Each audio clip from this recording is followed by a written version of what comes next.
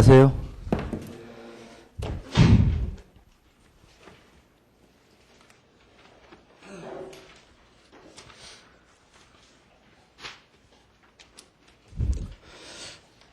우리 ADAS 하고 있다가 채 못 끝냈죠? 306페이지.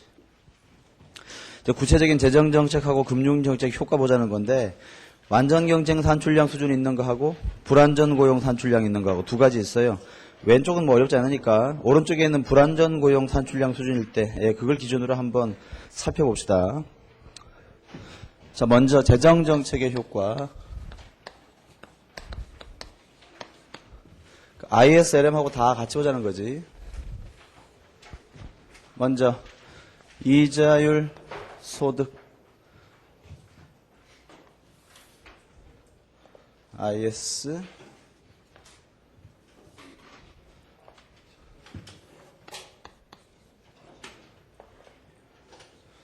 여기로 하면 안 되겠네. 다시 여기가 LM0 여기가 IS0 여기가 E2점 Y0 일반적인 AS 일반적인 AD P Y 여기가 Y0 이 책에다 그림 있는 거니까 설명 들으시는 게 더 중요하죠. 정부가 확대 재정 정책을 실시했어요. IS1으로. 이때 만약에 이자율이 R0 수준으로 고정되어 있다면 어떻게 되는 거야?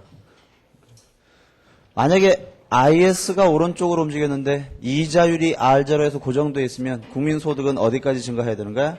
Y1까지 증가해야 되는 거지. Y1.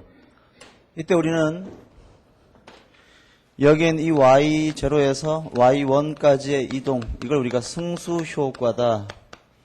그렇게 봐요. 그런데 여기 있는 이 원점은 요거 E0라고 하고 E0 여기 있는 이 원점은 어때? IS 곡선 위에 있지만 LM 곡선 아래쪽에 있지. 화폐시장이 초과 수요 상태야. 시간 지나면서 이자율 상승한다. 그렇게 말씀드렸죠. 그래서 어디까지 이동해? 균형점이 이 2점까지 이동하더라. 그때 국민소득이 Y2라면 Y1에서 Y2만큼 국민소득이 감소하는 효과. 이게 구축 효과다. 그렇게 배웠고 여기까지, 요 밑에 보지 말고 여기까지가 뭐야? 지난번에 우리가 배운 거지. ISLM에서. 여긴 지금 물가 변화가 고려돼 있어? 안 돼 있어? 안 돼 있잖아. 그런데 여기에 IS의 오른쪽 이동은 AD를 오른쪽으로 이동시키지. 이동시켜 볼게요. 얘가 만약에 AD1으로 이렇게 이동했어요. 그러면 최초에는 물가가 P0였다가 이 점을 E3점이라고 한다면 물가가 상승했지. 물가가. 요걸 어디다가 나타내? 최초의 LM0에서 얘가 P0분의 M이었는데 요 점에서 물가가 P0 여기 P0 물가가 상승했지. 얼마로? P1으로. 그럼 여기 P1으로 바뀔 거 아니야? 물가가 증가하니까 실질 화폐량은 감소하는 거지. 그럼 어디로? LM 곡선이 좌측으로 움직여야 되지. 이 수준까지. 이 점과 만나는 요 수준까지. 미리 그렸다가 실패한 분 있죠 지금? 요게 요렇게 움직이는 거예요. 요게 LM1이지. 요게 P1분의 M 요렇게 되는 거고 요걸 E3점 요렇게 얘기하고 여기에 국민소득을 Y3 여기에서의 국민소득을 Y3 그렇게 보는 거지. 즉 여기까지가 우리가 지난번에 봤던 ISLM 모형 하에서의 재정정책의 효과였는데 여기다가 추가해서 Y2에서 Y3까지 국민소득이 한 번 더 변하죠. 이건 왜 발생한 거야? 물가가 상승했기 때문이지. 이게 물가 상승 효과야. 물가 상승 효과. 요게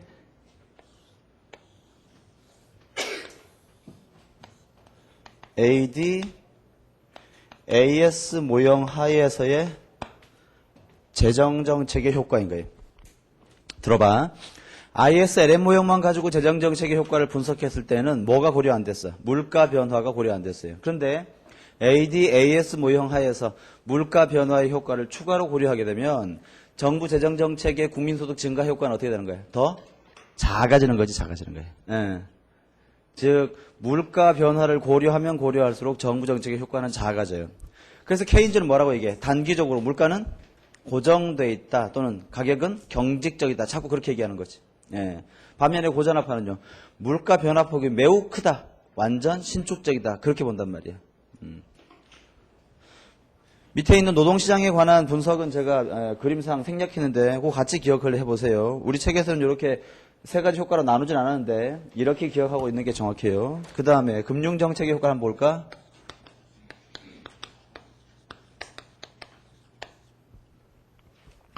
금융정책의 효과.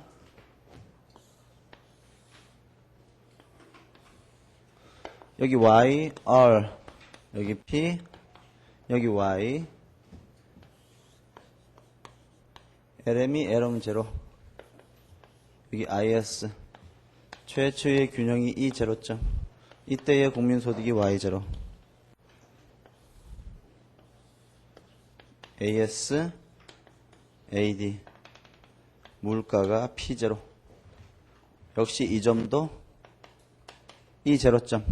이렇게 보면 LM 곡선 뒤에는 뭐가 있어요? 실질 화폐량 P분의 M이 이렇게 있는데 지금 현재의 명목 화폐량을 M0 또는 명목 통화량을 M0, 물가 수준을 P0 이렇게 놓고 볼 때 정부의 확대 금융정책 실시해 볼까? 자, 통화량을 증가시키면 P분의 M이 커지겠지. 그러면 LM 곡선이 오른쪽으로 이동해요. 이렇게 여기가 LM1이야. 얘는 P0분의 M1이 되는 거지. 즉 정부가 M0에서 M1으로 통화량을 증가시킨 거예요.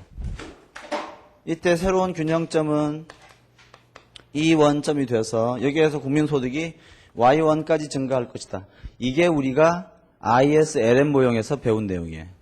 그런데 이때 LM 곡선의 우측 이동은 AD 곡선을 오른쪽으로 이동시키는 거지. AD 곡선이 오른쪽으로 이동시키는 과정에서 얘가 오른쪽으로 이렇게 이동하는 과정에서 물가가 상승하는 거지.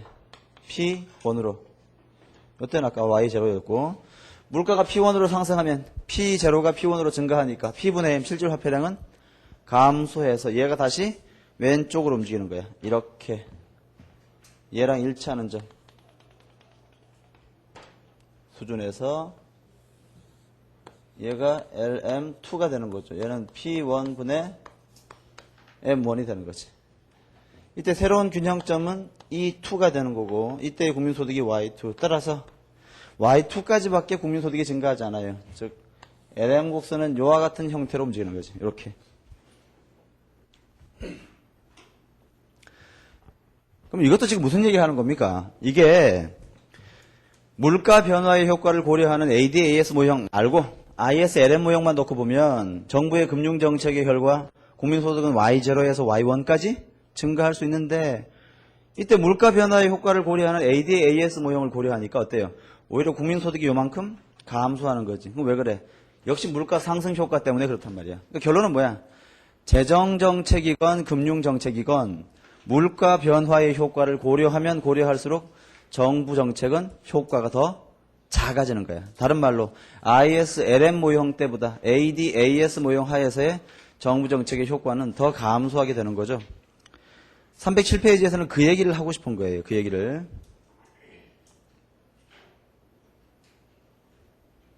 됐습니다. 이때 당연히 AS가 수직이면 어때요?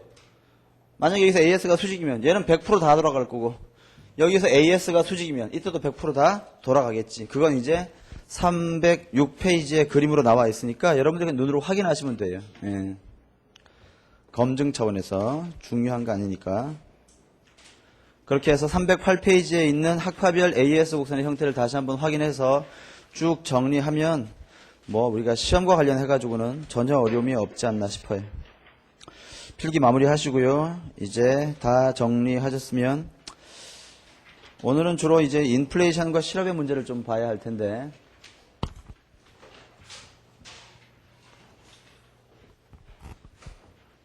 제5부죠. 12장부터 14장까지 3개의 챕터가 있는데 인플레이션과 실업이야. 타이틀이 왜 인플레이션과 실업입니까?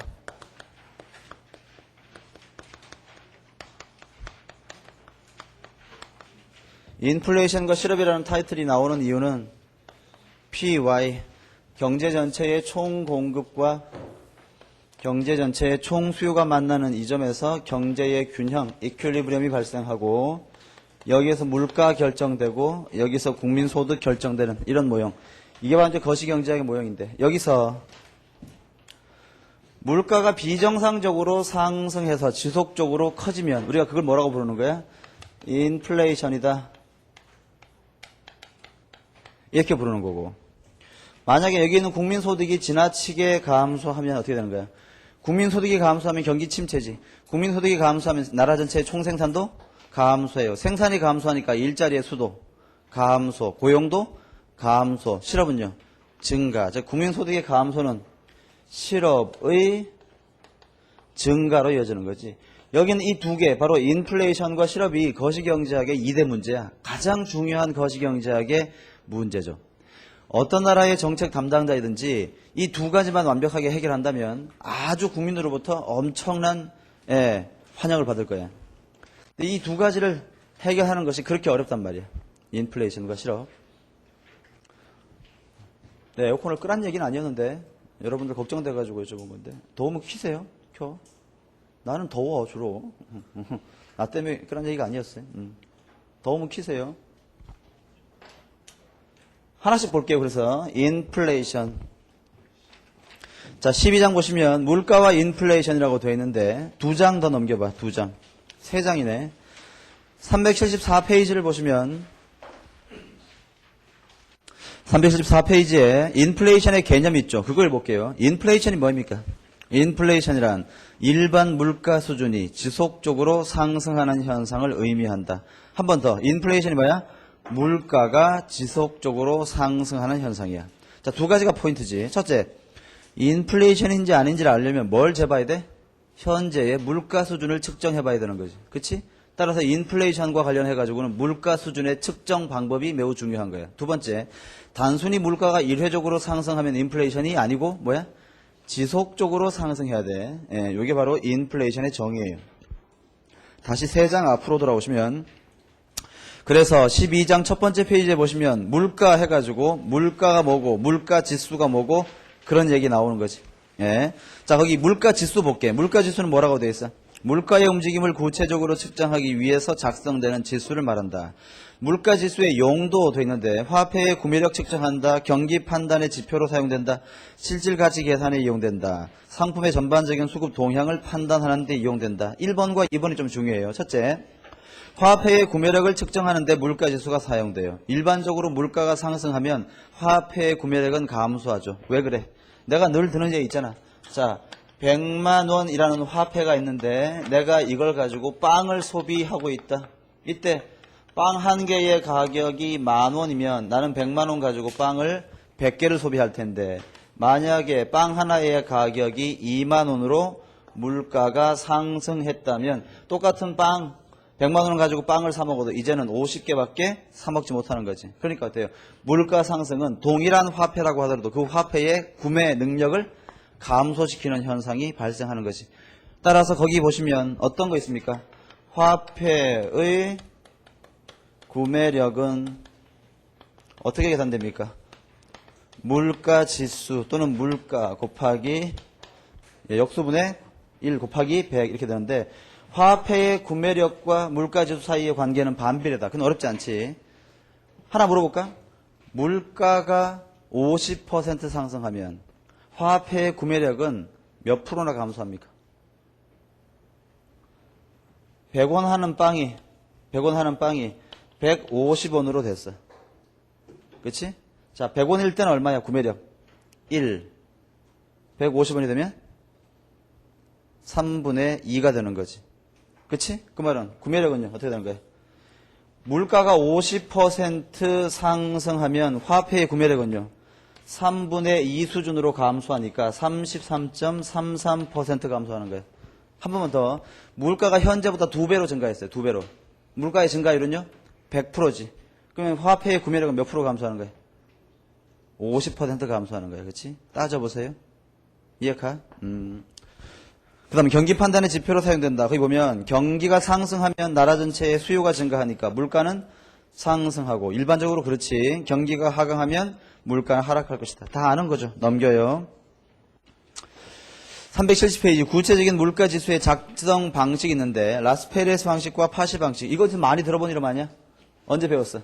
미시경제학 할 때, 그치? 지수 할 때 배웠죠. 그거 한번 복습해 볼게. 복습. 그래서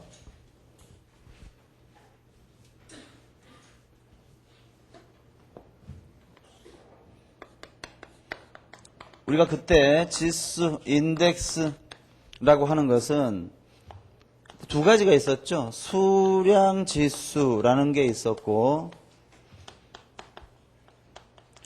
가격지수라는 것이 있었는데, 이 지수라는 게 뭐 어떤 용도로 사용된다 그래서 그때 2006년도에서 5년도로 할까? 2005년도에서 2006년도로 바뀌면서 우리의 삶이, 즉 후생이 증가했나 감소했나, 이걸 알기 위해서 필요한 개념이 지수라 그랬는데, 예컨대 2005년도의 물건 가격을 P0, 2005년도의 물건의 수량을 Q0라고 하고 2006년도의 물건 가격을 PT, 2006년도의 물건의 수량을 QT, 이 연도를 기준이 되는 연도라고 해서 기준연도라고 부르고, 이 연도를 비교가 되는 연도라고 해서 비교연도라고 이렇게 부를 때, 기준연도에서 비교연도로 넘어갈 때 우리의 삶이 좋아졌다고 말하기 위해서는 말이야, 첫째, 이때와 이때의 동일한 돈 100만원, 즉 동일한 비용으로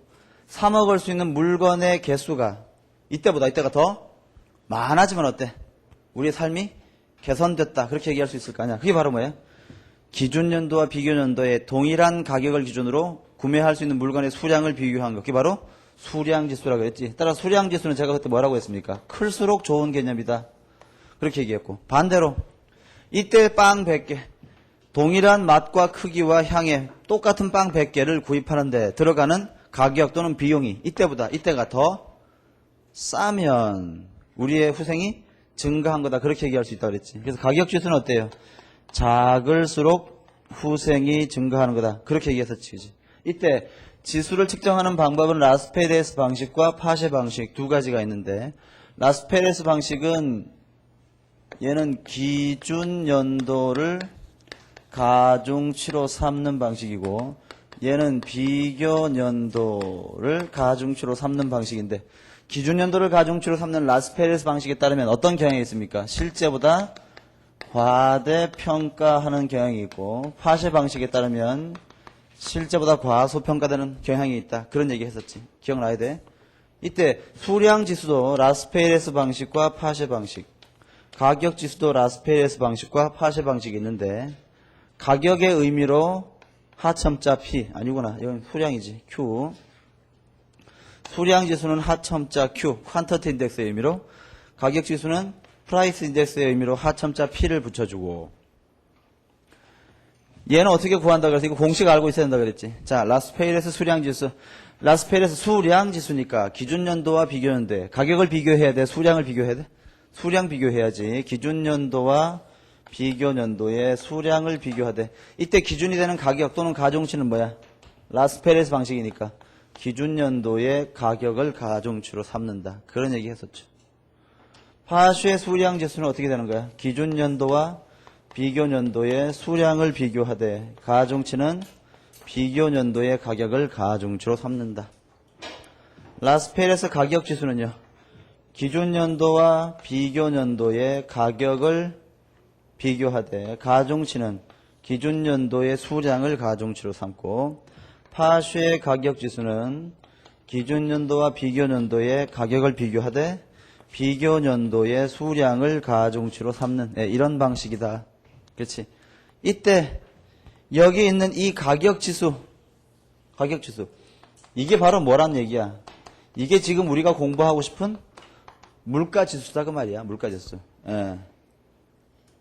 그래서 물가지수에는 어떤 방식이 있는 거야?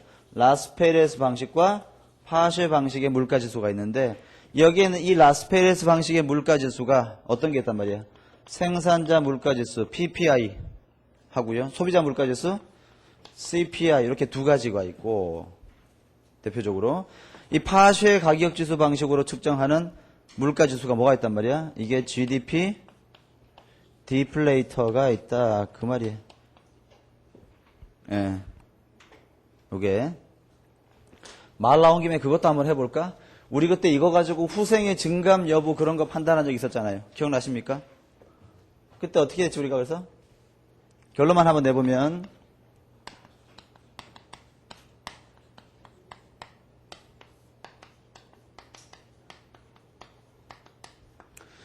후생이 증가했다고 말하기 위해서는 어떤 조건이 필요해서 그때? 파쉐 수량지수가 1보다 크거나 같거나 또는요 라스페이레스 가격지수가 M보다 작거나 같으면 어때? 이게 바로 후생 증가다 그렇게 얘기했고 기억나? 그 다음에 라스페이레스 수량지수가 1보다 작거나 같거나 또는요 파쉐 가격지수가 M보다 크거나 같으면 물론 이런 경우에 후생이 감소했다 그렇게 판단하기로 했었지. 기억나? 예, 이렇게 같이 기억을 해보시고요. 지금은 이거 알려는 게 아니지. 이거는 지금 알려는 결론은 아니고 지금은 뭐야?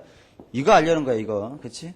그 다음에 여기 봐. 라스페이레스 가격지수는 과대평가, 파쉐의 가격지수는 과소평가의 경향이 있으니까 소비자 물가지수와 생산자 물가지수는 어떤 경향이 있는 겁니까? 실제보다 부풀려지는 경향이 있는 거고 GDP 디플레이터는 어때요? 실제보다 과소평가되는 경향이 있다. 예, 그렇게 이론적으로 늘 그런 건 아니란 말이야.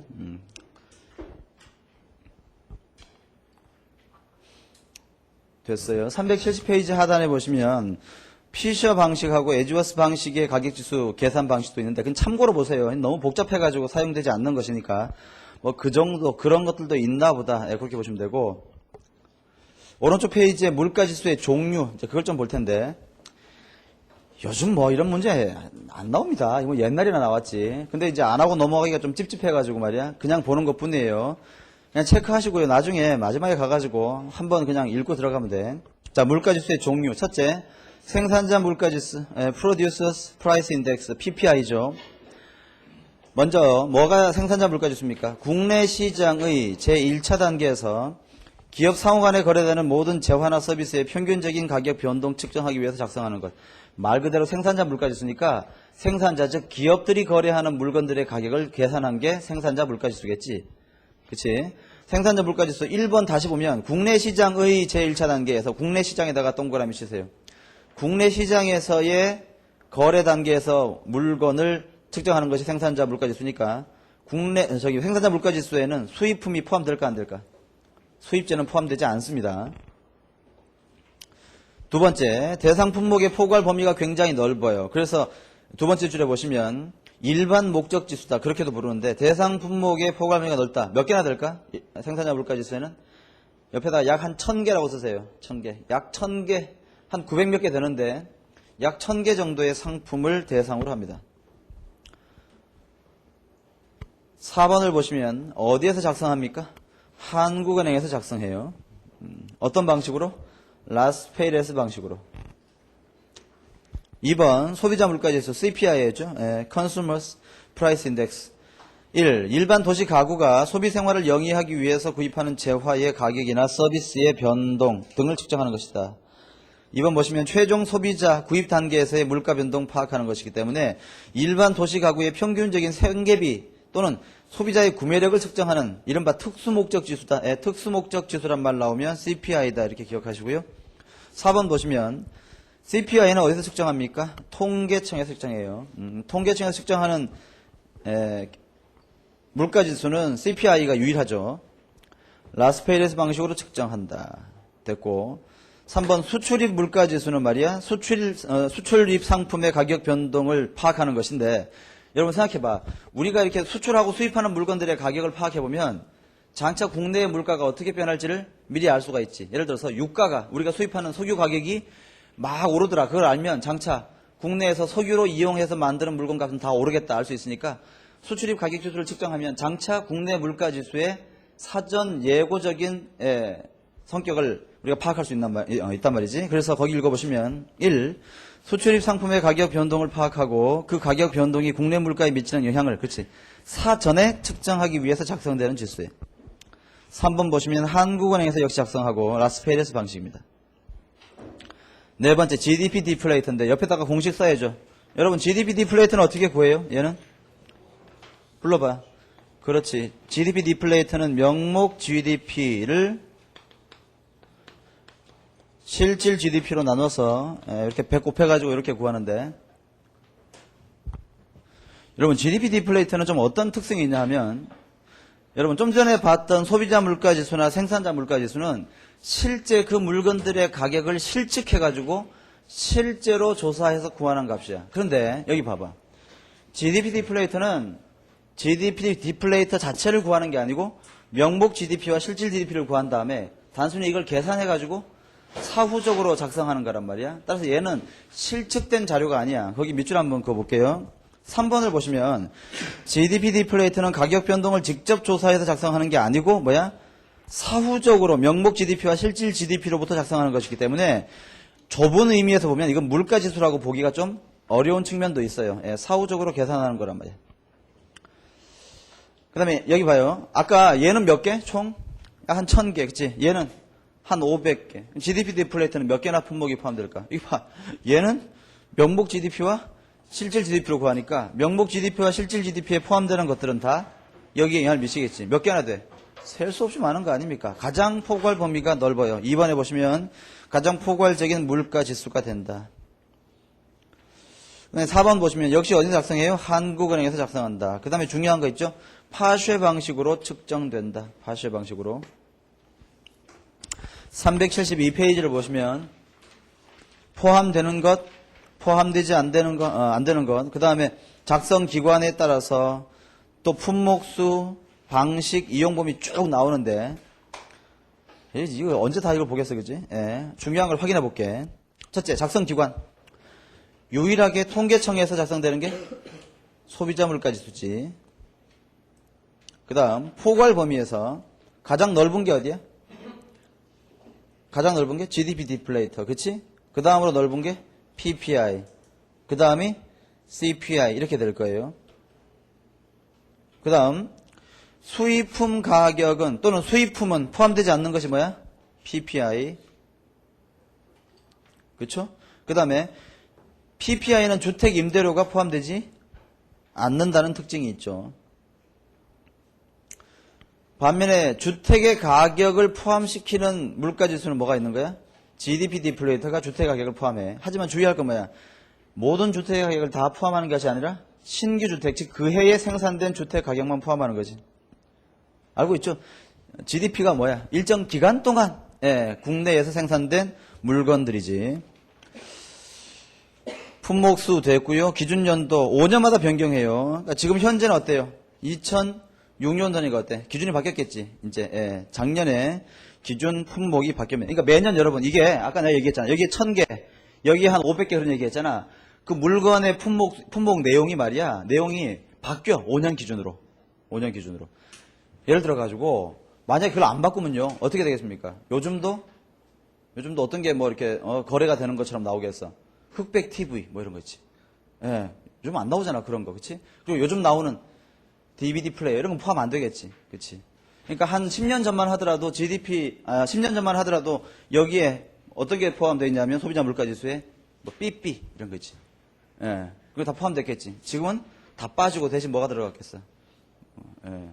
얇은 슬림형 핸드폰 뭐 이런 걸로 바뀌었겠지 이제. 그런 얘기지. 계산 방식 유일하게 뭐가 다릅니까? GDP 디플레이터가 다르다. 파쉐 방식이다. 기억하시면 되겠어요. 밑에 있는 GDP 디플레이터에 관한 설명 읽어보시고요. 오른쪽에 있는 생활 물가지수, 그 다음에 물가지수의 포괄 범위 볼 필요 있겠습니까? 넘겨요. 374페이지 인플레이션의 개념 및 구분. 자, 그걸 좀 볼게. 지우고.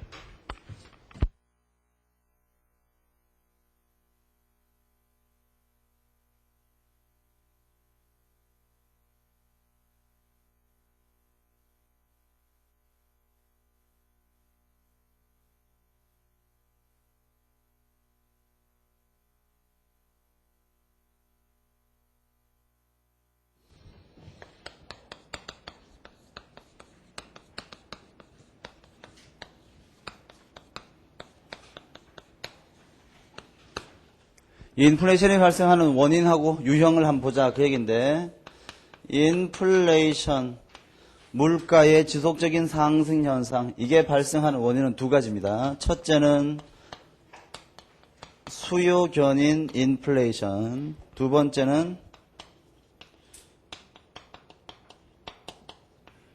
비용 인상 인플레이션 이렇게 두 가지인데 먼저 수요 견인 인플레이션은 뭔가 하면 여기에 P, 여기에 Y 이렇게 있을 때 총 공급 곡선, 총 수요 곡선 물가가 이런 수준이었는데 이때 총 수요가 크게 증가하는 바람에 물가가 크게 상승하는 현상 이렇게 발생하는 인플레이션을 수요 견인 인플레이션 그렇게 불러요.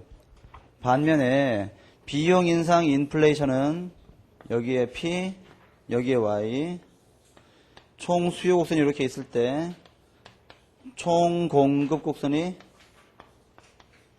좌측으로 이동해서 발생하는 인플레이션 이게 바로 비용 인상 인플레이션이야. 어떤 경우에 이렇게 AS가 왼쪽으로 움직여? 경제 전체의 생산 능력의 감소 또는 마이너스 요인이 발생했기 때문이지. 일반적으로 어떤 걸 예로 드냐 하면 뭐 유가가 갑자기 폭등했다거나 유가 폭등 또는 임금 인상했거나 그런 경우 얘기하는 거죠. 즉 여기에서 얘기하는 비용은 생산 비용 얘기하는 거야. 기업의 생산에 따르는 비용이 증가하는 바람에 기업의 생산 능력이 감소해서 AS가 좌측으로 이동했을 때 발생하는 인플레이션 이게 비용 인상 인플레이션이야. 근데 여러분 여기 보세요. 수요 견인 인플레이션과 비용 인상 인플레이션은 물가 상승이라는 특징은 똑같지만 여기 보시면 수요 견인 인플레이션의 경우에는 물가도 상승하지만 뭐도 증가해? 국민소득도 증가해요. 그렇지? 수요 견인 인플레이션은 물가 상승과 소득 증가가 동시에 발생하는 인플레이션이야. 그런데 여기 보시면 비용 인상 인플레이션의 경우에는 어때? 물가 상승과 소득 감소 또는 물가 상승과 경기 침체가 동시에 발생하는 그러한 인플레이션이 되는 거죠. 우리 근데 이런 거 어디서 봤잖아. 이걸 뭐라고 봤어? 그렇지. 이게 바로 스태그플레이션 아닙니까? 케인즈 학파가 주로 주장하는 스태그플레이션의 원인이 바로 비용 인상 인플레이션이 되는 거예요. 그런데 자 여기 볼게. 그럼 결국 수요 견인 인플레이션의 경우에는 발생 원인이 뭡니까? AD 곡선의 우측 이동 때문인데 이러한 AD 곡선의 우측 이동 원인은 두 가지가 있는 거 아니야? 두 가지가. 뭐가 있습니까? IS가 움직여서 AD가 오른쪽으로 움직인 것도 있고 기억나지? LM 곡선이 움직여서 AD가 오른쪽으로 움직인 이유도 있겠죠. 자 써볼게. 먼저 IS 측면에서는 C, I, G, X가 너무 증가해가지고 IS가 오른쪽으로 움직였거나 아니면 S, T, M 얘네들이 너무 감소해서 그치? 예, 얘는 화폐 공급이지. 요렇게 움직이는 아니지 화폐가 아니지 수입이지 수입 착각했네. 그 다음에 LM 측면 여기가 화폐 공급이죠. 화폐 공급이 지나치게 증가하고 물가가 하락해서 LM이 오른쪽으로 움직여서 AD가 오른쪽으로 움직인다. 이때 물가는 제외해야 된다. 이거 기억나지? 그치? 잠깐 좀 내 말 들어봐 이제. 그러면 수요 견인 인플레이션의 발생 원인이 바로 뭐야? 이거. 그치? 이게 수요 견인 인플레이션의 발생 원인이야. 이때 수요 견인 인플레이션의 발생 원인은 수요 측면 중에서도 IS 측면이라고 볼 수도 있고 LM 측면이라고 볼 수 있는데 수요 견인 인플레이션의 발생 원인이 이쪽 중에서도 이쪽이다라고 주장하는 게 바로 케인즈 학파예요. 반면에 그게 아니다. LM 측면에서 발생하는 것이 수요 견인 인플레이션이다. 이게 바로 통화주의 학파의 시각이야.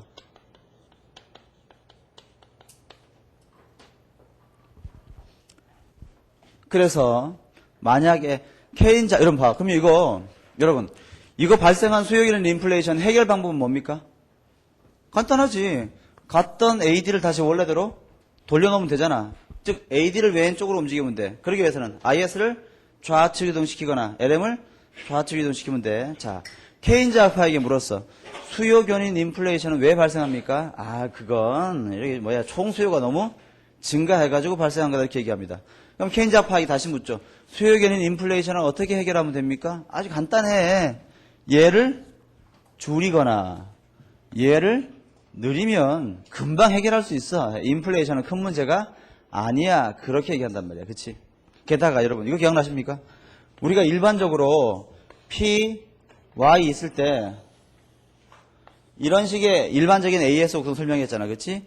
여기가 이제 완전 고용 국민소득 수준이고 케인즈가 주장하는 경제 불황기는 주로 이쪽 영역 아닙니까? 여기는 웬만큼 AD가 오른쪽으로 움직여도 돼. 물가가 거의 오르지 않아. 예, 경기 침체기에는 물가 상승이 별로 크지 않단 말이야. 그러니까 케인즈는 뭐라고 해? 수요기는 인플레이션의 원인은 이쪽 측면인데 사실 별로 크게 발생할 리가 없다. 혹시 너무 크게 발생한다면 어떻게? 얼마든지 해결할 수가 있다. 그렇게 얘기한단 말이야. 그 다음 통화주의 학파에게 물어보면 뭐라고 얘기합니까? 수요견인 인플레이션의 원인은 지나친 통화량 증가 때문이었다. 따라서 통화량을 줄이면 얼마든지 해결할 수가 있다. 이건 고전학파도 똑같은 시각을 가지고 있는데 여러분 여기 보세요. 고전학파하고 통화주의 학파는 뭘 주장합니까? 화폐 수량설 MV equal PY. 그치? 자, 고전학파에 따르면 V는 거래 관행 등에 따라서 고정돼 있어. 물론 통화주의에 따르면 얘가 변할 수도 있지만 그 변화의 크기는 거의 작다 그렇게 얘기하는 거야. 게다가 완전 고용 국민소득에서 고전학파는 언제나 국민소득이 고정돼 있지. 통화주의 학파는 단기적으로는 몰라도 적어도 장기적으로는 언제나 완전 고용 국민소득에서 AS가 수직이라고 주장해. 따라서 물가가 상승했다면 그 원인은 뭐밖에 없는 거야? 그건 통화량 증가밖에 없는 거지. 예. 그래서 통화주의 학파나 고전학파는 모든 물가 상승의 원인 또는 인플레이션의 원인은 뭐밖에 없는 거야? 통화량밖에 없는 것이에요. 책을 잠깐 보세요. 377페이지 잠깐 펴보시겠습니까? 377페이지 중간쯤에 보시면 인플레이션에 대한 프리드만의 견해라는 게 있죠. 예, 거기 별표 하나 쳐보세요. 프리드만은 굉장히 멋진 말을 남겼는데 프리드만은 무슨 얘기했냐면 인플레이션은 언제나 어디서나 화폐적인 현상이다 그런 얘기했어요. 즉 무슨 말이야? 프리드만에 따르면 물가가 상승하는 원인은 적어도 장기적으로는 어때? 통화량 말고는 없는 것이야. 예, 화폐적인 문제 말고는 없는 것이죠. 그러니까 정부가 돈만 함부로 남발하지 않는다면 인플레이션은 발생할 리가 없는 거야. 그러니까 통화주의 학파에 따르면 인플레이션이 발생했다면 해결 방법도 어때? 간단하지. 통화량을 줄이면 돼. 그럼 인플레이션을 발생시키지 않도록 통화량을 유지하려면 어떤 정책 쓰면 되는 거야? 준칙주의 K% 룰 그거 하면 된다 그 말이야. 역시 그쪽으로 연결되는 거지. 이해가십니까? 오케이. 케인즈는 여전히 뭐야? 재정 정책 강조하는 거고. 그렇지. 그다음 그럼 여러분 잘 봐. 그러면 하나 물어볼게. 통화주의 학파나 고전 학파에 따르면 여기는 비용 인상 인플레이션을 긍정적으로 볼 수 있나? 불가능한 것이에요. 즉 통화주의 학파는 말이야. 비용 인상 인플레이션을 부정합니다. 비용 인상 인플레이션은 발생하지 않는다 그 말이야. 왜? 방금 얘기했잖아. 물가 상승은 근본적으로 통화량 증가 없이는 불가능한 거야. 즉 유가가 폭등해가지고 일시적으로 AS가 좌측 이동했다고 하더라도 잘 생각해봐. 경제가 이렇게 침체기로 접어들면 어떻게 됩니까? 경제가 침체로 들면 아까 배웠잖아. 경기가 침체하면 물가가 다시 하락해. 예. 그래서 어때? 얘가 다시 증가할 수밖에 없다. 그렇게 본단 말이야. 즉 일시적으로는 이런 일이 생길지 몰라도 통화주의 학파에 따르면 장기적으로는 지속적인 물가 상승, 그게 인플레이션이라고 그랬지. 지속적인 물가 상승은 이러한 공급 측면 때문에 발생하는 것이 아니고 늘 뭐야? 통화 때문에 발생한다. 그렇게 얘기했어요. 따라서 비용 인상 인플레이션을 긍정적으로 보는 사람은 이건 케인즈 학파밖에 없는 거예요. 케인즈 학파. 즉 통화주의 학파는 비용 인상 인플레이션을 부정적으로 본다. 그 말이야. 하나 물어볼게요. 통화주의 학파가 왜 비용 인상 인플레이션을 긍정했을까? 통화주의는 부정하는데 케인즈는 왜 긍정했을까? 그건 바로 제가 그때 뭐라고 했어요? 스태그플레이션 현상 이후에 케인즈 학파의 입지가 굉장히 줄어들었지, 그지? 케인즈 학파가 스태그플레이션 현상을 제대로 설명하지 못했다 그랬잖아. 케인즈 학파 입장에서도 무엇인가 스태그플레이션을 설명을 해야 되겠는데 마땅한 방법이 없으니까 그때 제시한 게 뭐란 말이야? 이거 비용 이상 인플레이션이 그렇다. 그렇게 설명한 거란 말이야. 근데 우리 책에도 있지만 실증적으로 분석을 해보면요. 이 스태그플레이션이 발생하기 이전부터 말이야. 다시 비용 인상, 여기서 얘기하는 비용 인상은 주로 이제 1960년대 말과 70년대 초에 그 유가 폭등이지. 오일 쇼크. 그런 걸 예로 드는데 실증 분석 자료를 보면 오일 쇼크가 발생하기 이전에, 즉 비용 인상이 발생하기 전에 이미 스태그플레이션은 시작이 돼버렸어요. 예. 그 다음에 나중에 80년대 유가가 굉장히 떨어지고 원자재 가격이 폭락했는데 그때도 스태그플레이션은 여전히 지속되고 있었어. 그러니까 뭐야, 이건 경험적으로 보면 이게 이거의 원인이 아니란 얘기지. 예. 아무튼 케인즈는 이렇게 주장을 하고 있는 것이야. 그럼 좀 전에 우리가 수요 기능 인플레이션의 해결 방법을 봤잖아. 그럼 비용 인상 인플레이션의 해결 방법도 봐야 되겠지. 이거 어떻게 해결하면 돼? 마찬가지야. 얘를 끌어 올리면 돼. 근데 지난번에 배웠지. AS를 오른쪽으로 이동시키려면 어떻게 하면 돼? 기술 진보, 인구 증가, 교육의 질 개선, 지하자원의 새로운 발견 등등이 필요한데 그거 금방 돼야 안 돼.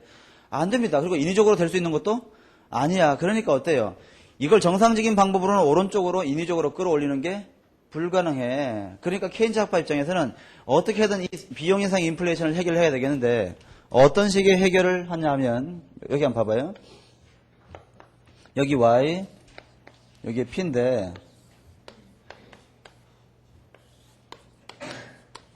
이게 요렇게 움직여가지고 국민소득이 Y0에서 또 P0에서 Y1과 P1으로 요렇게 감소한 거. 이게 바로 뭡니까? 비용 인상 인플레이션이지. 이제 이걸 해결해야 된다. 아까 얘기했잖아. 케인즈 학파 입장에서는 얘를 끄집어 돌릴 방법이 없어, 그지? 그럼 할 수 없이 케인즈가 늘 믿고 있는 유일한 무기는 뭐야? 이거 움직이는 거 아니야? 뭐를 통해서? 재정 정책을 통해서 주로, 그지? 예. 그러면 요 물가를 끄집어 내리기 위해서 이렇게 하면 안 될까? 총수요를 감소시켜. 이렇게.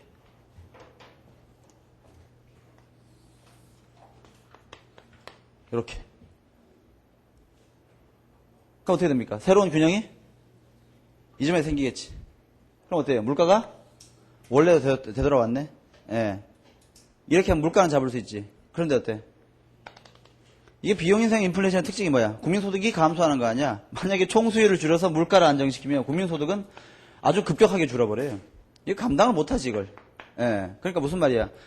비용 인상 인플레이션은 정부가 마음대로 움직일 수 있는 IS 곡선과 AD 곡선의 이동으로는 해결이 근본적으로 불가능한 거야. 예. 이렇게 극심한 경제 불황을 어떻게 감당합니까? 물가 잡아가지고. 이해 가시죠? 그렇다면 케인즈 학파 입장에서는 뭘 주장할까? 이거 안 되잖아, 지금 해보니까. 이게 안 돼. 그래서 케인즈 학파가 주장하는 것이 어디 갔어? 예. 279페이지를 보세요. 279페이지 하단에 보시면 뭐가 있습니까? 소득 정책이라는 거 있지. 찾았어? 예.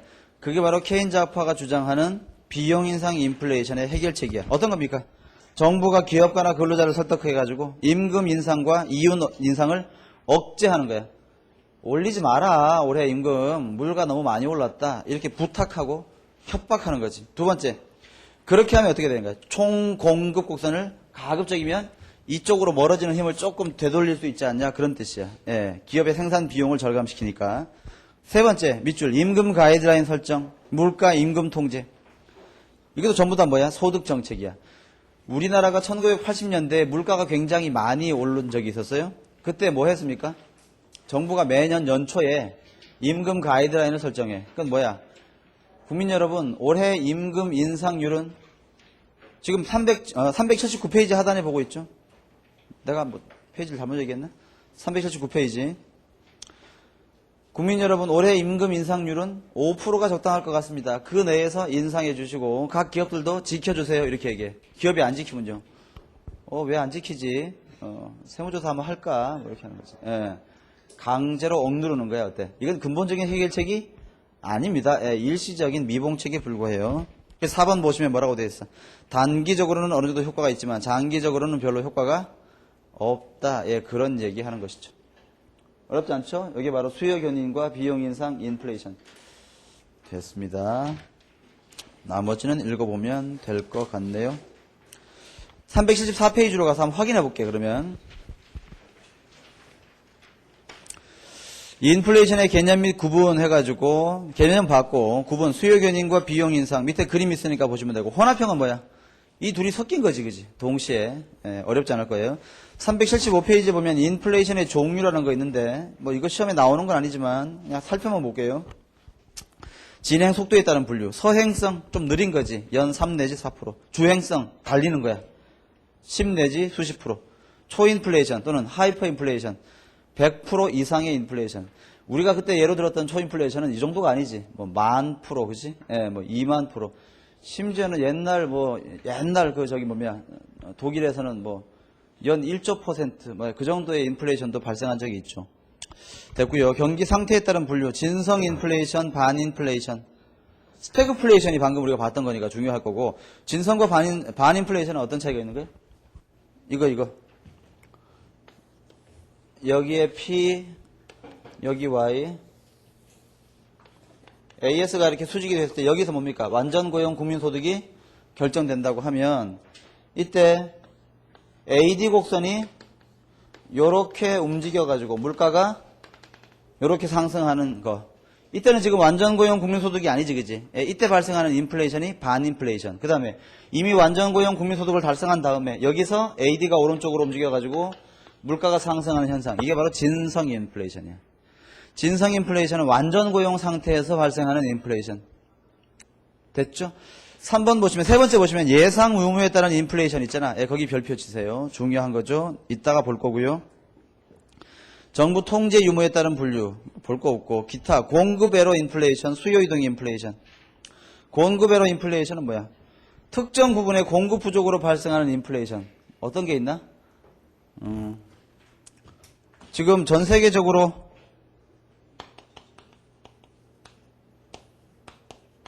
삼성전자 반도체가 굉장히 유명하잖아. 삼성전자의 반도체 공장에서 불이 났어. 화재가 발생했어. 다 타버렸어. 이렇게 다. 어떻게 돼? 삼성의 반도체 생산이 감소하겠지. 그치? 반도체 생산이 감소하니까 반도체 가격이 폭등하겠지. 근데 대부분의 전자제품은 다 뭐가 들어가야 돼? 반도체가 들어가야 되잖아. 그럼 반도체를 사용하는 전자제품들의 가격도 증가하겠지. 이것 때문에 나라 전체의 물가도 상승하면 이게 바로 공급애로 인플레이션이 되는 거야. 특정 공급 부문의 생산의 애로가 발생시키는 인플레이션. 공급애로 인플레이션. 수요이동 인플레이션. 뭐 어떤 게 있어요? 수요이동 인플레이션. A라는 산업이 있고 B라는 산업이 있는데 A라는 산업의 물가가 산업에서 가격이 PA, B라는 산업이 PB 이렇게 있었는데 사람들의 수요가 A 산업에서 B 산업으로 이동했어. 예를 들어서 뭐 여기는 맥주 산업, 여기는 뭐 소주 산업 그렇게. 근데 A 산업에서는 이미 수요가 충분히 확보가 되어 있기 때문에 수요가 이동해도 이쪽의 가격은 변하지 않았어. 그런데 이쪽에는 신규로 증가한 수요 때문에 가격이 증가하면 경제 전체의 평균적인 가격 수준은 증가하게 되는 거지. 이런 게 이제 수요 측면에 수요 이동 인플레이션 그렇게 부르는 거예요. 밑에 근원 인플레이션 또는 코어 인플레이션은 뭡니까? 예상치 못했던 일시적인 외부 충격에 의한 물가 변동분을 제거하고 나서 남아있는 기초적인 장기 물가 상승률이다. 우리나라에 여러분 저기 여름에 태풍 오고 나면 어때요? 농작물들의 그 수확량이 확 줄어가지고 일시적으로 물가가 상승하잖아. 또는 강원도에 고냉지 채소를 재배하는데 거기에 이상 좋은 현상이 발생해가지고 배추가 다 얼어가지고 죽어버렸어요. 갑자기 배추 가격이 폭등했어. 근데 어때? 그런 일은 매년 그 다음에 정기적으로 발생하는 현상은 아니잖아. 그치? 그런 부분에 의한 물가 변동분은 제외시키고 나머지 근본적인 물가 상승률만 계산한 게 근원 인플레이션. 그렇게 된다 그 말이에요. 거기 2번에도 있지만 말이야. 대부분 뭐 인플레이션 목표제 같은 거 그런 거 할 때 말이야. 한국은행에서 이러한 근원 인플레이션율을 가지고 측정을 하는 거죠. 참고로 그 정도로 볼게요. 넘겨서 나머지는 다 봤지 이제. 통화주의 학파와 고전 학파, 그 다음에 케인즈 학파 다 됐고요. 비용인상 인플레이션 아까 우리가 다 봤습니다.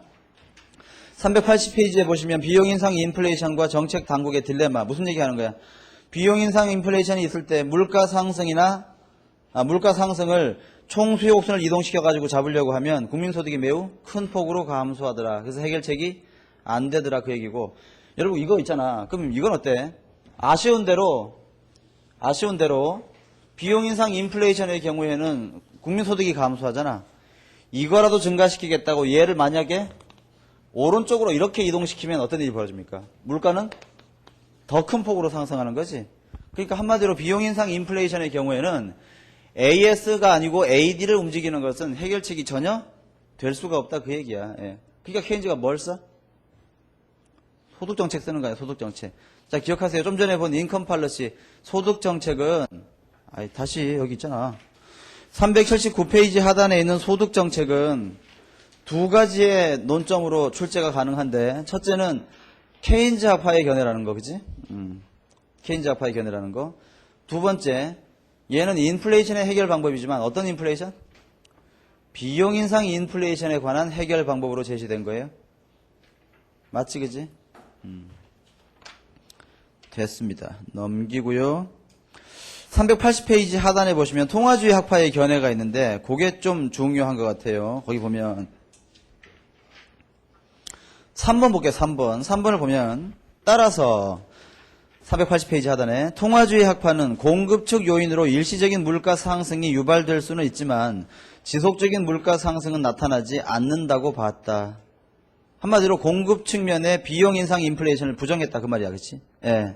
왜? 통화주의 학파는 모든 인플레이션은 다 화폐적인 현상이니까 통화량 증가 없는 인플레이션은 장기적으로 불가능하다. 이런 생각 가지고 있었어요. 이건 고전 학파도 마찬가지예요.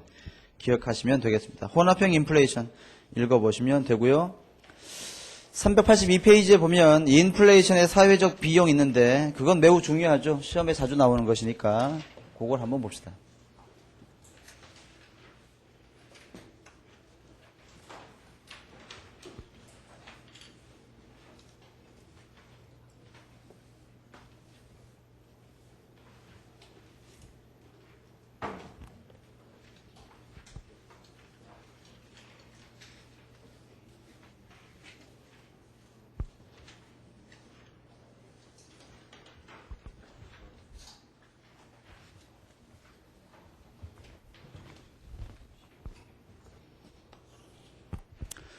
우리 교재 거기 박스를 좀 보면 382페이지 하단에 예상 유무에 따라 효과가 다른 경우 해가지고 왼쪽에 뭐가 있어요? 예상된 인플레이션, 오른쪽에는 예상치 못한 인플레이션. 그러니까 경제의 말이야. 인플레이션은 두 가지가 있는 거야. 미리 이거 오를 것 같네 물가가 라고 예상된 인플레이션이 있고 전혀 예상하지 못했는데 갑자기 물가가 오른 경우 있지. 예상된 인플레이션 주로 어떤 경우에 발생해? 정부가 연초에 올해는 통화량을 10% 증가시킬게요 라고 발표했어. 그러면 통화량이 10% 증가하니까 물가도 얼추 이만큼 오르겠구나 라고 예상할 수 있지. 그게 바로 예상된 인플레이션. 예상치 못한 인플레이션은 어떻게 있는 거야? 정부가 아무 말 없다가 갑자기 통화량을 긴급 자금 해가지고 확 풀고 말이야. 아니면 어때? 돈을 확 거두고 부동산 안정 대책하면서 막 콜금리 인상시키고 막 이런 식으로 해가지고 이게 이렇게 갑자기 막 바뀌는 이런 인플레이션. 그런 인플레이션. 그게 바로 예상치 못한 인플레이션이지. 여러분 먼저 경제에 미치는 악영향은 뭐가 더 클까? 예상치 못한 인플레이션이 훨씬 더 크겠죠. 그치? 예상된 인플레이션은 뭘 할 수 있는 거야? 준비를 할 수 있는 거지. 마음의 대비를 할 수 있어요. 그런데 오른쪽 페이지를 보시면 예상 유무와 관계없이 발생하는 사회적 비용이란 말이 있어요. 이게 무슨 말이야? 예상된 인플레이션이건 예상치 못했던 인플레이션이건 반드시 발생하는 비용이란 뜻이야. 그러면 어떻게 우리가 스토리를 정리할 수 있습니까? 인플레이션에는 예상된 인플레이션이 있고 미처 예상치 못한 인플레이션이 있는데 경제에 미치는 악영향은 이쪽이 훨씬 더 심각하고 말이야. 이쪽은 그렇게까지 심각한 문제는 아니야. 하지만 어때? 이쪽이라고 하더라도 모든 인플레이션의 문제를 다 피해갈 수 있는 것은 아니다 그 말이지. 그러니까 여러분들이 기억을 두 가지로 나눠서 해야 되는 거지. 예상치 못한 인플레이션에만 발생하고 예상된 인플레이션의 경우에는 발생하지 않는 문제점. 그 다음 이 경우라도 피하지 못하는 문제점. 그렇게 두 가지로 나눠서 기억을 해보세요. 자, 간단하게 타이틀을 좀 적으면서 제가 책에 있는 내용을 설명해 볼게요.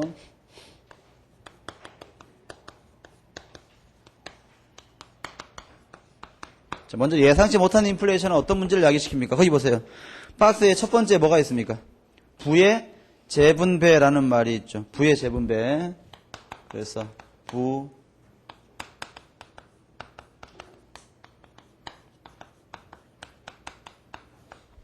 예컨대 채권자와 채무자 사이의 문제인데요.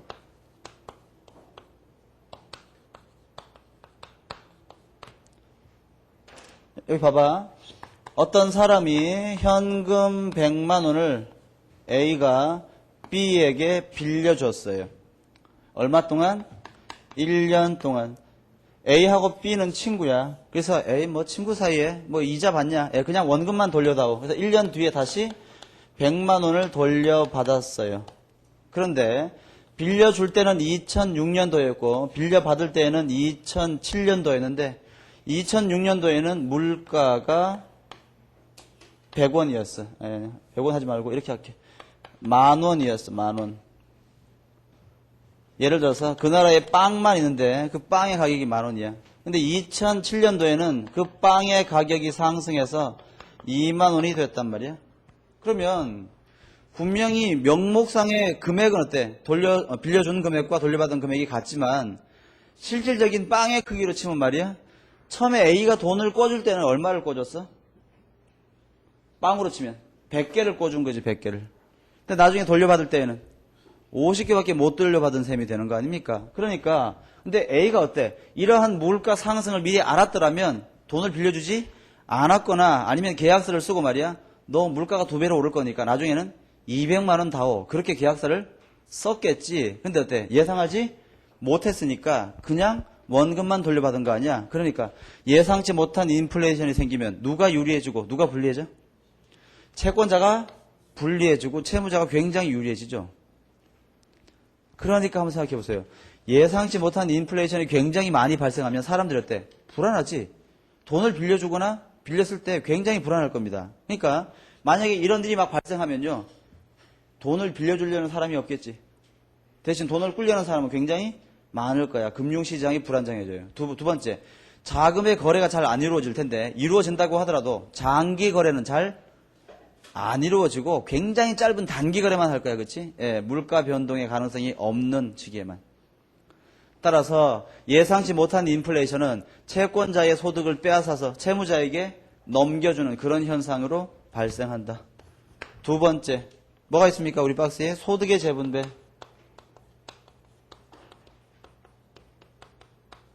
소득의 재분배. 예를 들어서 월급 또는 고정급으로 생활하는 생활자 하고요. 그 다음에 실물자산 보유자.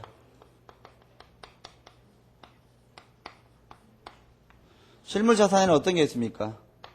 부동산이라든지 기타 자본이라든지 자본재라고 하는 게 더 나왔겠네. 자본재라든지 뭐 금이라든지 뭐 그런 것들 뭐 이런 것들. 자, 봐. 월급 생활자. 똑같이 얘기하면 되지. 어떤 사람이, 여러분, 바로 이걸로 하면 되겠네. 어떤 사람의 실질 임금은 어떻게 계산됩니까? P분의 W 아니야, 그치? 이 사람이 받는 명목 임금이 고정되어 있다고 하더라도 그 사람의 물가 수준이 계속 증가하면, 그 나라 경제의 물가 수준이 계속 증가하면 그 사람이 받는 실질 임금이 계속 하락하는 거지. 그치? 따라서 예상치 못한 인플레이션이 발생하면 월급 생활자 또는 고정급 생활자들은 굉장히 불리해집니다. 반면에 부동산이나 아니면 뭐 어때? 아주 값비싼 뭐 귀금속이나 뭐 이런 거 보유하고 있는 사람들은 어때요? 오히려 자신들의 가치가 더 크게 상승하는 거지. 적어도 돼. 손해는 볼 일은 없으니까 이쪽이 일방적으로 유리해지는 거야. 그러니까 인플레이션이 굉장히 심해지면 사람들은 꾸준히 월급 인상을 임금 인상을 요구할 거야. 만약에 그게 받아들이지 않으면 어때요? 도저히 이제는 그 임금으로 살 수가 없다. 예. 사표를 내고 나와가지고 퇴직금 받고 은행에서 융자 받아가지고 뭐 합니까? 땅 보러 다니, 땅 보러. 전통적으로 우리나라에서 가장 큰 재테크 수단이 뭐야? 부동산인 거야, 부동산. 그 왜 그런 겁니까? 과거 우리나라가 물가가 굉장히 많이 불안정했던 것도 한 원인이 되는 거죠. 그치? 예. 쥐고 있으면 일단 남는다 그런 생각이 있는 거야. 게다가 인플레이션이 심한 경우에는 금괴 밀수 같은 거, 그런 거 많이 생겨요. 다 이런 원인 때문에 그렇다. 그렇게 보시면 되고요. 그래서 여러분 거기 두 번째 박스에 보시면 경제의 불확실성 증대라고 되어 있잖아. 경제의 불확실성이 증대되는데 거기 예상치 못한 인플레이션의 박스 보세요. 예상치 못한 인플레이션은 경제의 불확실성을 크게 증가시키므로 다음과 같은 결과를 야기한다. 읽어볼게요. 첫째, 장기 계약이 회피된다. 맞지? 예. 두 번째, 장기적인 채권에 대해서 수요가 감소해요. 왜 그런 거야? 장기 채권을 사면 여기 있잖아. 채권자가 불리해지는 거야. 기업은 유리해집니다. 여러분 그거 아십니까? 기업은 회사채를 발행하지. 기업이 회사채를 발행했다는 얘기는 기업은 뭐야? 채무자가 되는 거고 그 회사채를 구입한 사람은 채권자가 되는 건데 물가가 상승하면 즉 인플레이션이 크게 발생하면 기업은 자동적으로 채무 부담이 줄어. 이해가십니까? 그 다음 정부는 국공채를 발행하죠. 따라서 정부는 국공채 시장에서 채무자야. 반면에 정부가 발행한 국공채를 구입한 우리 같은 일반 소비자들, 일반 국민들한테 채권자인데 물가가 많이 상승하면 어때? 정부는 그냥 앉아서 채무 부담이 줄어. 예. 우리 국민들이 구입한 이 채권은요, 가치가 점점 하락한단 말이야. 그러니까, 우스갯소리로 그런 얘기를 해요. 가끔 언론에 보면 그런 얘기 있잖아. 우리나라의 지금 국가 채무가 이게 뭐 얼만데 말이야. 이러다가 국가가 파산 나는 거 아니냐. 부도가 나는 거 아니냐. 국가의 재정이 너무 위태롭다. 국가 채무의 규모를 좀 줄여야 된다. 뭐 어떻게 갚을 거냐? 갚을 방법이 없다. 막 이런 식으로 비판하는 사람도 있는데 그건 좀 잘 모르고 하는 소리야. 정부는요. 채무를 무조건 갚을 수 있어요. 어떻게 하면? 시간만 흐르면 돼. 왜? 시간의 흐르면 물가는 계속 상승하지. 그럼 어떻게 됩니까? 정부의 채무 부담은 계속 줄어요. 그 다음 좀 이따가 배울 텐데 인플레이션 텍스라는 게 있어요. 인플레이션 텍스가 뭔가 하면 물가가 상승하면 정부는 자동적으로 조세 수입이 더 증가해요. 예. 그러니까 국가가 채무 부담에 대해서 헤어날 길이 없다. 그건 불가능한 거야. 얼마든지 갚을 수 있어요. 버티면 돼, 버티면. 국가는. 예를 들어가지고 올해 10년 만기에 국공채가 만기가 도래했다. 근데 갚을 돈이 없다. 어떻게 하면 돼? 다른 걸 새로 발행해가지고 그거 팔은 수입으로 메꿔주면 돼. 그리고 또 기다리면 되지. 뭘? 물가 상승을. 예. 또 준단 말이야. 또 만기돼서 돈이 없어? 또 새로 발행해가지고 받아가지고 갚고 또 기다리면 되는 거야. 뭐 극단적인 예로 든다면 그렇다 그 말입니다. 그 다음 네 번째 여기 봐봐. 예상치 못했던 물가 상승이 발생하면 예상치 못했던 실질임금의 하락이 발생하는 거 아니야. 따라서 기업은 유리해지고 근로자는 불리해져. 기업 입장에서는 예상치 못한 물가 상승이 생기면 지급해야 되는 실질임금이 감소하니까 노동의 고용을 더 증가시킬 수가 있죠. 따라서 예상치 못한 인플레이션의 경우에는 고용이 증가하고 그 다음에 생산도 증가할 수 있어요.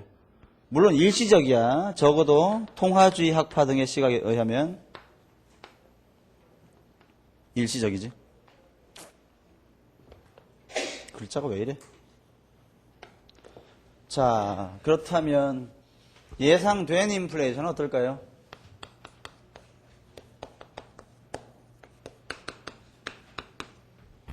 첫째, 예상된 인플레이션은 부와 소득의 재분배 현상이 발생하지 않습니다. 예상된 인플레이션은 부와 소득의 재분배 현상이 발생하지 않아요.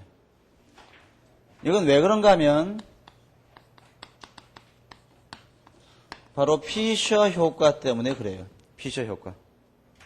피셔 효과 또는 피셔 가설, 아니 피셔 방정식, 피셔 효과란 말, 효과? 써도 괜찮아요. 피셔 효과보다는 피셔 가설이 더 낫겠군. 예.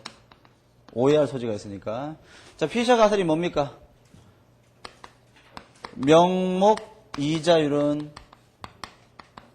실질 이자율 더하기 예상 물가 상승률 또는 예상 인플레이션율 이거 아닙니까? 그럼 봐봐. 예를 들어서 어떤 사람이 A가 B에게 돈 100만 원을 빌려주면서 이자율을 몇 프로 받고 싶은가 하면 이자율을 10% 받고 싶어요. 10%. 돌려받을 때 말이야. 얼마를 돌려받으면 돼? 110만 원 돌려받으면 되겠지. 그런데 그 계약서에다가 쓸 때 뭐라고 쓰면 돼? 이자율 10% 쓰면 되는데 그 사이에 뭐가 지금 예상되냐 하면 물가가 5%만큼 상승할 걸로 예상돼. 그러니까 물가 상승 5%가 발생하면 아까 우리가 봤잖아. 물가가 상승하면 채권자가 그만큼 불리해지는 거란 말이야. 따라서 그 사람이 받고 싶은 실질적인 이자율이 10%인데 물가 상승이 전혀 없다면 계약서에다가 몇 프로 쓰면 돼? 10% 쓰면 되는 거지. 근데 인플레이션이 5%만큼 발생할 것이 거의 확실하게 예상이 되고 있단 말이야. 그럼 아예 계약서에다가 어떻게 쓰면 되는 거야? 이자율은 15% 달라. 이렇게 하면 되는 거지. 그래서 요것 때문에 손해보는 것 제도, 자기가 원래 받으려고 했던 이자율은 받아낼 수 있는 거야. 즉 어때? 예상된 인플레이션의 경우에는 채권자가 특별하게 불리해질 이유가 전혀 없다 그 말이지. 이해가십니까? 그건 여기도 마찬가지야. 월급 생활자 또는 고정급 생활자가 실질 임금을 이렇게 표시할 때 이미 물가 상승이 예상이 됐으면 이거하고 같은 속도로 명목 임금을 높여받으면 되잖아. 그치? 예. 그럼 어때요? 이 사람의 실질 임금 변화가 없으니까 월급 생활자가 특별히 불리해질 이유가 없다 그 말이야. 그치? 따라서 이와 같이 예상된 인플레이션의 경우에는 경제에 대한 불확실성도 어때? 별로 크지 않고. 네 번째, 고용이나 생산도 어때요? 고용도 불변이고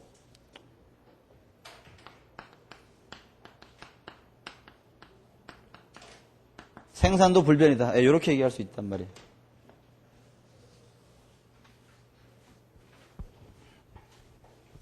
그렇지만 여기는 예상된 인플레이션이라고 하더라도 피해갈 수 없는 효과도 있죠. 바로 이제 오른쪽 페이지로 가볼게.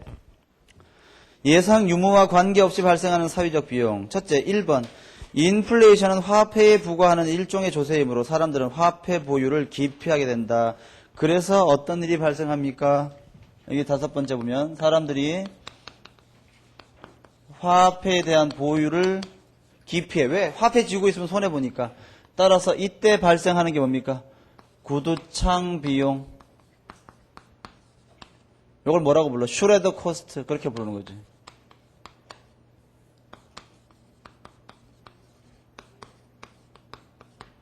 이게 무슨 말이야? 여러분 잘 봐. 내가 지금 내 호주머니 속에 현금 100만 원을 보유하고 있어. 호주머니 속에 보유하고 있습니다. 물건 가격이 10,000원이라면 내가 호주머니에 가지고 있는 이 현금 100만 원 가지고 이 물건을 100개를 소비할 수 있는데 물건 가격이 이제 2만 원으로 물가가 상승하면 이 100만 원 지고 있으면 여전히 어떻게 나의 현금의 크기는 일정하지만 구매할 수 있는 물건의 가격이 수량이 감소할 거 아니야. 이런 현상을 피해야 되겠지. 그치? 이거 피하기 위해서는 어떻게 해야 됩니까? 돈을 쥐고 있으면 손해보는 거야. 어디에다가 묻어놔야지. 어디에 묻어? 부동산에 묻어놓고 금에다가 묻어놓고 실물 자산에 묻어놓고 또는 적어도 은행에다 넣어놔서 이자라도 받아내고 그런 일을 해야 된단 말이야. 그렇지? 그러다 보니까 어때? 인플레이션이 커지면 사람들이 화폐 보유를 기피해요. 즉 인플레이션이 커지면 사람들의 화폐 보유 또는 화폐 수요가 감소합니다. 그 옛날에 이거 기억납니까? 프리드만의 신화폐 수량서를 배울 때 프리드만에 따르면 실질 화폐 수요 얘는요 F 해가지고 뭐가 되는 거야? W, Y, P, R, E, R, B, R 그 다음에 뭐야? H, U 등등등 하다가 어떤 게 있었어? P 닷 이런 거 있었지. 이게 바로 뭐야? 인플레이션율, 물가 상승률 아닙니까? 이게 커지면 사람들의 화폐 수요는 어때? 이때 반비례했지. 이 감소하는 거야, 감소해. 왜? 물가가 상승하면 화폐 가지고 있는 그 순간 이미 손해란 말이야. 어딘가에다가 맡겨놔야 되는 거지. 예. 그럼 봐. 은행에다가 원래 내가 호주머니에 현금 100만 원 쥐고 다녔는데 이거 다 은행에 넣어놓고 필요할 때마다 만 원씩 꺼내가지고 찾았어. 예, 조금이라도 이자를 더 받으려고. 그럼 어때? 은행에 자주 드나들어야 되잖아. 구두가 달어. 구두창 비용. 다리가 아파. 그것도 구두창 비용. 예, 귀찮아. 다 구두창 비용. 예, 이렇게 포함시키는 거야. 그러니까 얘는 어때? 추상적인 표현이지. 구두창 비용이란 은행에 빈번하게 거래를 함으로써 받는 고통을 얘기하는 건데, 우리가 옛날에 보몰의 재고 접근 화폐 수요 이론 그거 공부할 때 화폐 교환 비용 해가지고 B 그런 거 배웠잖아. 그런 개념하고 비슷한 거예요. 예, 그렇게 기억하시면 돼요. 근데 지금 무슨 말이야? 예상된 인플레이션이라고 하더라도 이런 비용은 피할 방법이 없다 그 말이에요. 그 다음에 메뉴 비용 있죠. 6번째.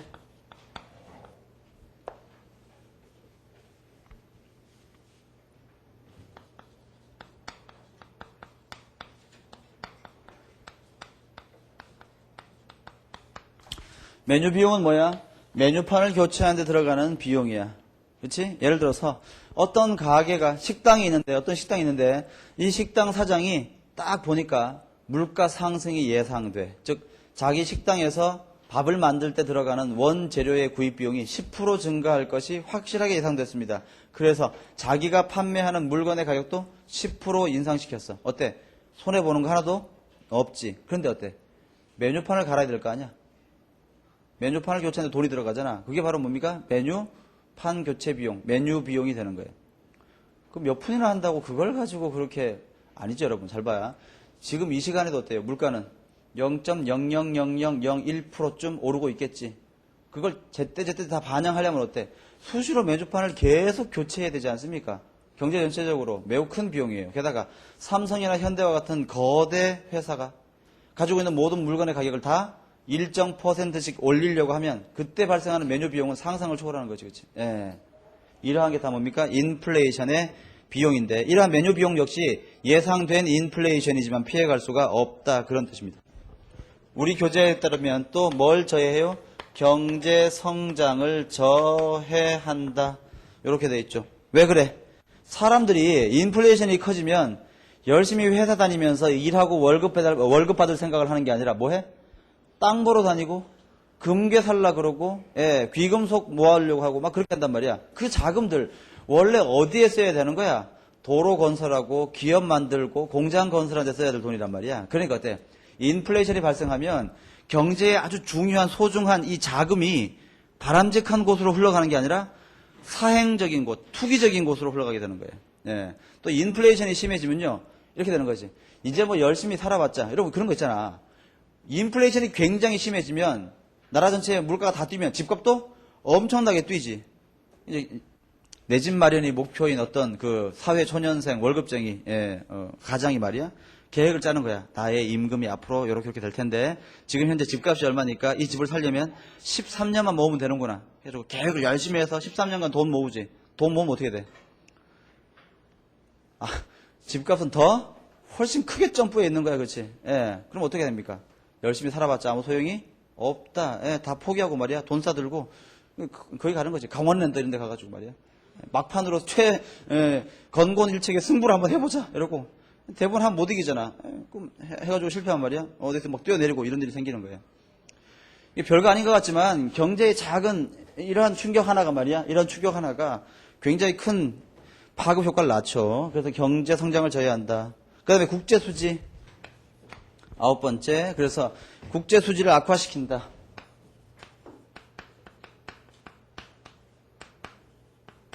이건 왜 그렇습니까? 이거 왜 그래? 예를 들어서 지금 환율이 1달러당 1,000원이다. 이렇게 가정해보면 환율이 1달러당 1,000원이면 지금 현재 국내에서 1,000원짜리 물건을 미국에다가 수출했습니다. 그러면 미국 백화점에서 얼마 받으면 돼? 1달러 받으면 되는 거 아니야? 그런데 물가가 상승해서 이게 2,000원짜리가 되면 2달러 받아야지만 수지가 맞는 거 아니야? 그러니까 어때? 물가가 상승, 즉 인플레이션이 발생하면 우리 수출 상품의 가격 경쟁력이 악화돼요. 그래서 국제 수지가 악화된다 그런 뜻이야. 거꾸로 해보면요. 물가가 상승하면 수입품의 가격은 굉장히 싸죠. 잘 봐. 만약에 미국에서 1달러 하는 물건이 국내로 수입돼, 수입이 되는데 얼마에 들어옵니까? 1달러 하면 1,000원 이렇게 되는 거예요. 1,000원. 그런데 물가가 상승하면 어떻게 되는 거야? 다른 물건 값은 다 올라도 이 물건 값은 안 올라도 되는 거지. 그치? 왜냐하면 여기서는 어때? 이 나라의 달러화로 환산하면 계속 1,000원만 받아도 되는 거 아니야? 그러니까 어때? 훨씬 더 유리한 거지. 수입하는 쪽에서 보면. 그러니까 수입은 증가하고 수출은 감소하고 그런 일이 벌어지는 거예요. 됐습니다. 그렇게 됐고요. 아, 그걸 하나 빼먹었네. 조세부담. 예, 중요한 걸 빼먹을 뻔했네요. 조세부담. 8번을 빼먹었네. 8번. 요걸 8번으로 하고 9번. 이른바 인플레이션 텍스에 관한 것인데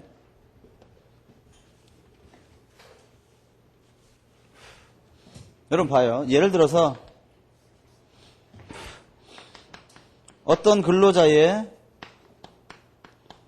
실질 임금이 P분의 W로 이렇게 있는데 지금 물가 상승이 예상됐어. 물가 상승이 예상됐어. 그래서 물가가 몇 프로 올랐냐면 10% 올랐습니다.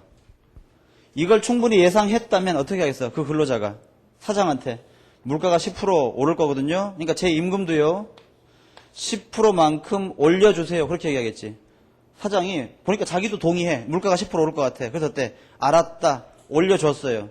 그러면 그 개인의 전체 실질임금은 변화가 있어 없어? 변화 없지. 실질임금 불변이야. 그런데 이 사람이 근로소득세를 납부하잖아. 근로소득세는 실질임금에다가 납부합니까? 아니 부과합니까? 아니지. 근로소득세는 명목임금에다가 부과하는 거 아닙니까?